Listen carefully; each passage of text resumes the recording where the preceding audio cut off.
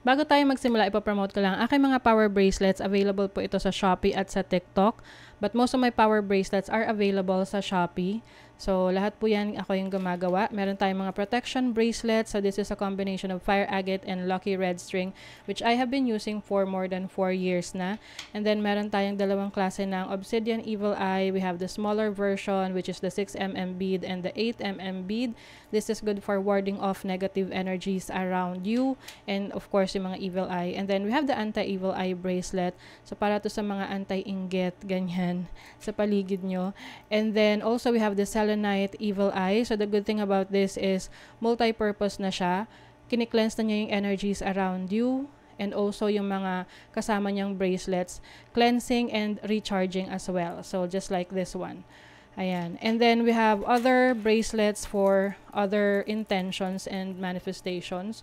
So, meron tayong authentic malachite. This is for healing and also attraction of money and transformation. And marami pang iba. Meron din tayong chakra bracelet for balance.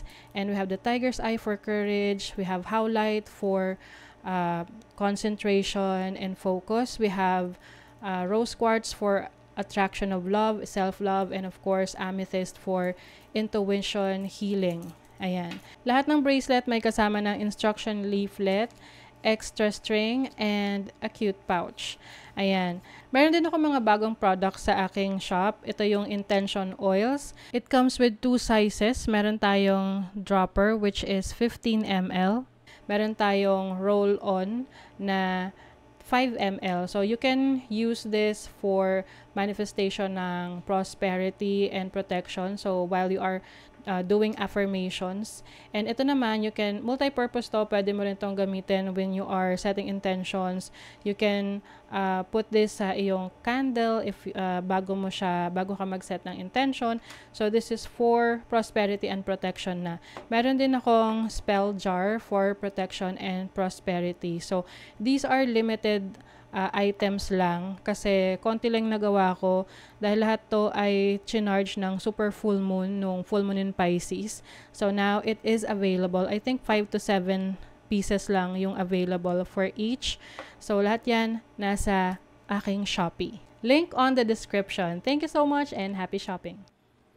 Virgo, hi! Welcome to Mr. Queen PH. At ito ay isang astrology reading for you. Meron tayong new moon in Virgo ngayong September 15, 2023 at 9:39 a.m. Philippine Standard Time. So if you are living outside of the Philippines, i-check nyo na lang kung kailan yung eksaktong oras at araw ng full moon sa inyong lugar. Ayan. So this is also the best time to manifest dahil new moon. And pwede rin pa rin naman kayong mag-manifest hanggang kinabukasan dahil malakas pa rin yung energies ng moon. So, ang pinaka-tema ng new moon na ito ay to learn new techniques. It's all about learning, improving yourself. Ayan.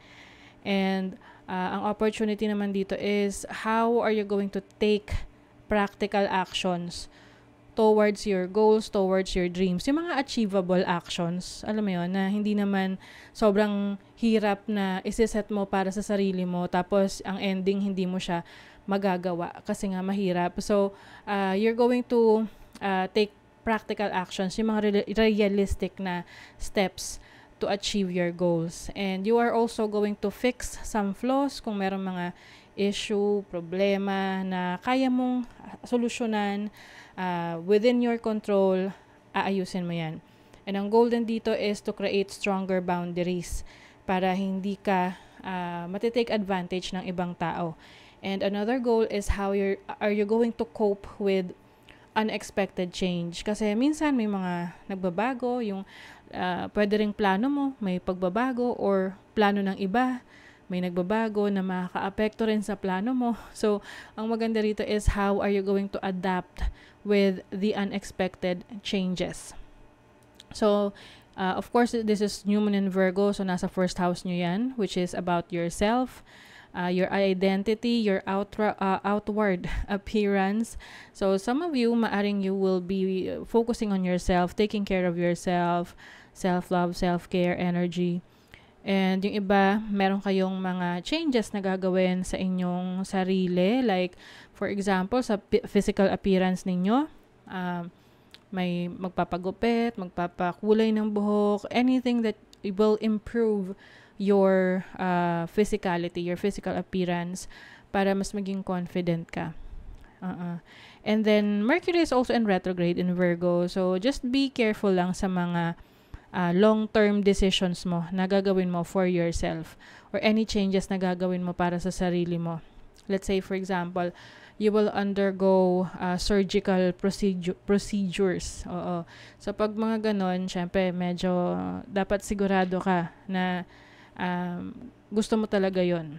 Okay? Kasi usually kapag Mercury retrograde, ano yan parang yung mga changes na ginawa mo after ng retrograde, you will realize na, hindi pala yun gusto ko. Ganon. Kasi medyo, alam na, magulo pa yung isip. So, baka ganon yung mangyari sa inyo. But of course, if you are sigurado ka, no? Kung sigurado ka naman sa mga gagawin mong pagbabago sa sarili mo, especially sa yung physical appearance, then so be it, 'di ba? Oo, push mo lang 'yan. And meron tong opposition sa iyong 7th house of relationship. Meron siyang opposition sa Neptune. So, pwedeng meron kang mga mahal sa buhay, partners, na maging kontra sa mga changes na gagawin mo sa sarili mo, or sa mga plano mo, or sa pangarap mo. So, you just have to make sure na may communication, open yung communication, nagkakaintindihan kayo para hindi kayo magsisisihan in the future doon sa mga decision making mo. Especially rin kung meron kang mga yung business partners. Oo, kung business partners kayo, kailangan pareho ninyong alam yung mga plano ninyo para sa business ninyo, para maiwasan yung miscommunication.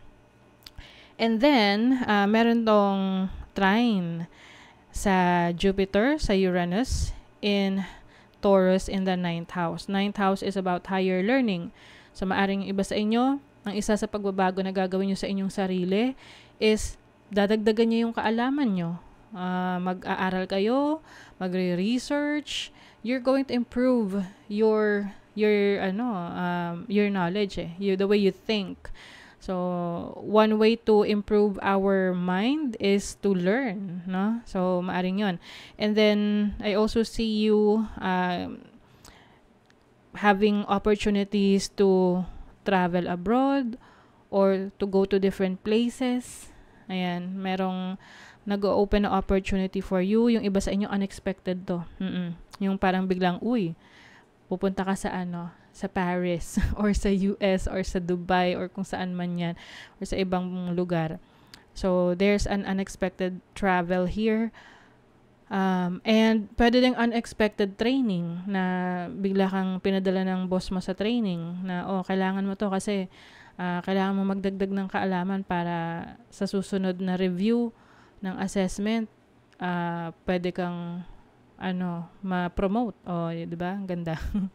And then, meron din tong trine sa Pluto, which is the planet of transformation, rebirth, no? And also power, which is in Capricorn in the 5th house. 5th house is about your creativity, your passion. So, maari ring meron kayong mga ma-attract na romantic partner. Virgo, kung kayo ay naghahanap ng relationship dyan. So, just make sure lang, no, or be careful lang sa mga hookups, no, yung mga, ang tawag dyan, mga one night stand, ganun, or yung mga irresponsible actions sa pakikipag-date.